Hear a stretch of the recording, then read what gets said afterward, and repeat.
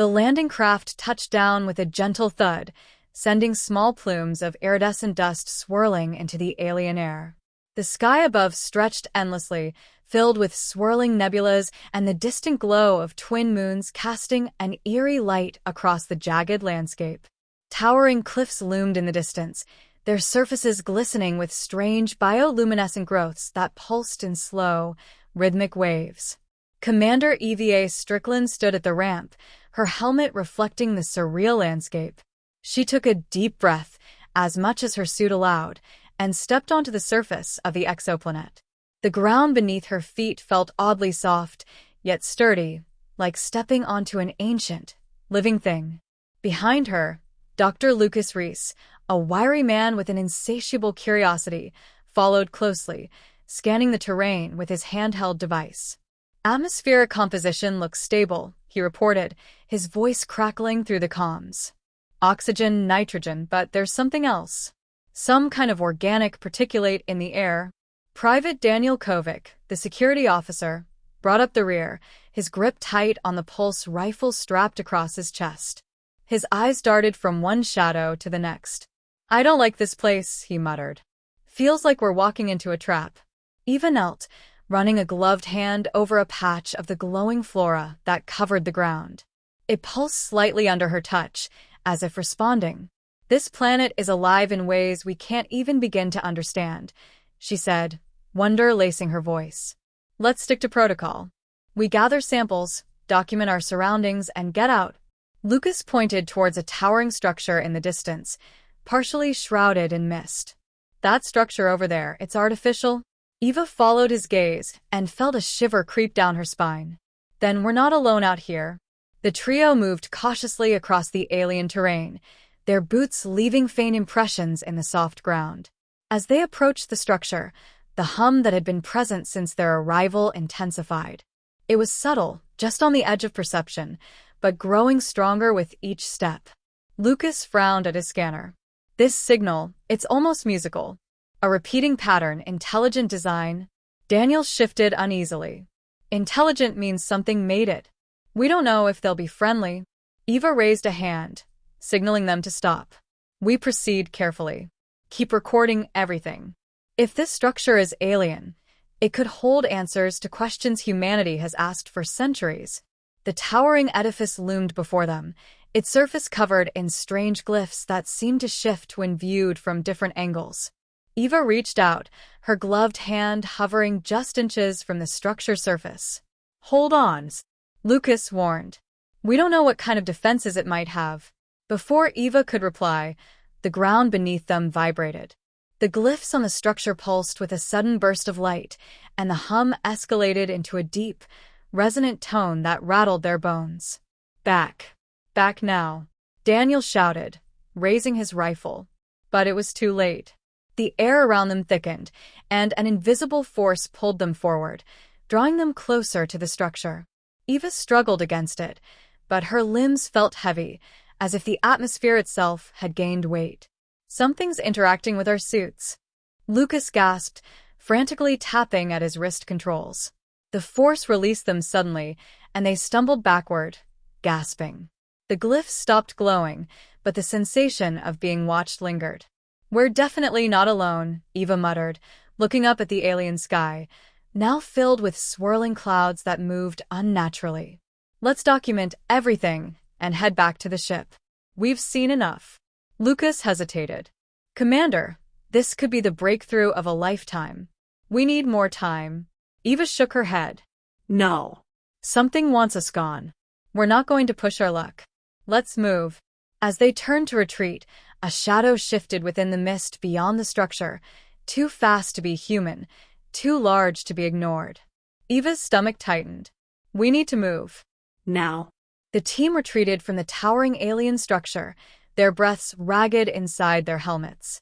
The ominous hum that had filled the air persisted, thrumming through their bones with an unsettling consistency. The ground beneath their feet seemed to shift subtly, as if the planet itself was aware of their presence. "Eva, we can't just leave without understanding what this is," Lucas protested, glancing back at the glowing glyphs that pulsed faintly on the alien structure's surface. "We're leaving, Eva replied firmly, gripping her weapon tightly. We document everything we've seen and regroup on the ship. We weren't prepared for this. Daniel took the lead, his eyes scanning the mist-shrouded landscape with wary precision. The path they had taken to the structure now felt unfamiliar, the bioluminescent plants casting eerie, shifting shadows that played tricks on their minds. This place, it's changing, Daniel muttered, stepping cautiously around a rock formation that seemed to pulse with life. We need to hurry. Eva's calm crackled, and a burst of static filled her ears before a strange voice whispered through the line. We see you. Her heart stopped for a moment. Lucas, did you hear that? Lucas adjusted his equipment, eyes wide with fear. I'm picking up something. It's everywhere, Eva. The signal is coming from the entire landscape. This planet is alive. A deep vibration suddenly coursed through the terrain, and a series of tall, spindly figures emerged from the mist. Their forms were translucent, barely distinguishable from the fog that surrounded them. They didn't appear hostile, but their presence sent a wave of dread through the team. Daniel raised his rifle, but Eva placed a firm hand on his shoulder. No sudden moves, she warned. We don't know their intentions. The figures stood motionless, their elongated limbs seeming to ripple with an unnatural energy. One of them stepped forward, and the glyphs on the structure behind them glowed in response. The hum in the air became a deafening drone. Lucas gasped. They're communicating with it, and with us. Eva's fingers twitched on her weapon, but she forced herself to stay calm. Lucas, can you translate any of this? He quickly analyzed the data on his device, his fingers trembling. It's some kind of warning. They're trying to tell us to leave. Immediately, Daniel took a step back, his grip tightening on his rifle. I vote we listen to them. Before Eva could respond, the ground beneath them shifted violently, and the sky overhead darkened as swirling clouds thickened unnaturally. The figures in the mist let out an eerie, harmonic wail before retreating into the fog. Run! Eva shouted, grabbing Lucas by the arm and sprinting toward the ship. Daniel covered their retreat, his weapon trained on the shifting shadows around them. The landscape warped with each step, the glowing plants now pulsing erratically, as if panicking along with them. The ship came into view, its metallic surface reflecting the flickering hues of the planet. Eva slapped the entry panel, and the hatch hissed open. They scrambled inside, slamming it shut behind them. Lucas collapsed into a chair, gasping for air. That was too close. Eva checked the sensors. Something tells me they didn't want us here from the beginning. Let's get off this rock. Daniel powered up the engines, his hands shaking. Next time, let's stick to uninhabited planets. As the ship lifted off, the mist rolled in, obscuring the strange world below. From the observation window, Eva watched as the glyphs on the structure pulsed one last time before fading into darkness. She exhaled, a mix of relief and apprehension flooding her system. Beneath an alien sky, some things are better left undiscovered. Inside the ship, the cabin lights flickered as the engines roared to life. Eva stood at the control panel, sweat beading on her forehead as she monitored the systems. Outside the observation window, the alien sky swirled in ominous patterns, as if the planet itself was unwilling to let them leave. Lucas sat at his console, his hands trembling as he reviewed the readings from their recent encounter. Eva, I'm picking up a spike in energy levels outside. Something's happening. Daniel checked his rifle nervously. Let's just get out of here before whatever those things are decide to follow us. Eva nodded, keying in the launch sequence. Strap in, we're leaving now. The ship shuddered as it lifted off the ground, dust and bioluminescent spores swirling around the landing gear. The mist thickened, obscuring their view of the surface, but the pulsating glow from the alien structure remained visible like a distant heartbeat. Lucas tapped furiously on his keyboard. The structure, it's sending out some kind of signal. It's targeting us. A sudden jolt rocked the ship, and alarms blared through the cabin. Eva gritted her teeth, gripping the controls tightly.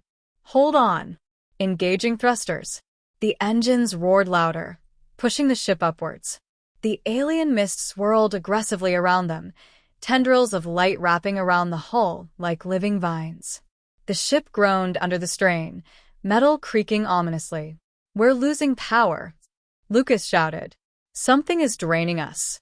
Daniel unbuckled his harness, moving to a panel to reroute power manually. "We're not going to make it if we stay in this atmosphere. We need to break free now." Eva's fingers flew over the controls, adjusting the thrust to maximum. The ship lurched violently, and a strange sound echoed through the hull, a deep, resonant vibration that seemed to come from the planet itself. "It's like it doesn't want us to leave," Eva muttered, a pit forming in her stomach. Lucas' eyes widened as he studied the data streaming across the screen.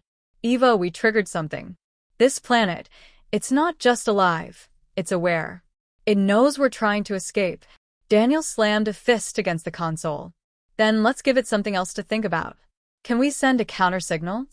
Lucas hesitated, then nodded quickly. "I can try." Redirecting the energy flow, overriding the interference. The ship bucked wildly as he activated the countermeasure, sending a pulse of their own into the surrounding mist. For a moment, everything fell eerily silent. Then, with a deafening crack, the mist released its hold, and the ship surged upwards, breaking through the planet's atmosphere. Eva gasped in relief, watching the swirling clouds shrink below them. "We did it, we're free." Lucas slumped in his seat, exhaling sharply. For now, Daniel paced the small cabin, his nerves still on edge. "What the hell did we just stumble into, Evas?" Eva turned away from the window, staring at the glowing data on the screens. "Something far beyond our understanding, and something we should never have disturbed." As the ship reached the safety of orbit, the planet below seemed to pulse one last time, its eerie glow fading into the darkness of space. Lucas turned to Eva, his voice barely above a whisper. "Do we report this? Or do we make sure no one ever comes back here?" Eva swallowed hard, the weight of the decision settling over her. "We tell them what we saw, but we make sure they understand the risk. Some discoveries aren't meant to be made." As the ship charted its course back home, the stars stretched endlessly before them, but the haunting whispers of the alien world still lingered in their minds, a reminder of what lay beneath an alien sky.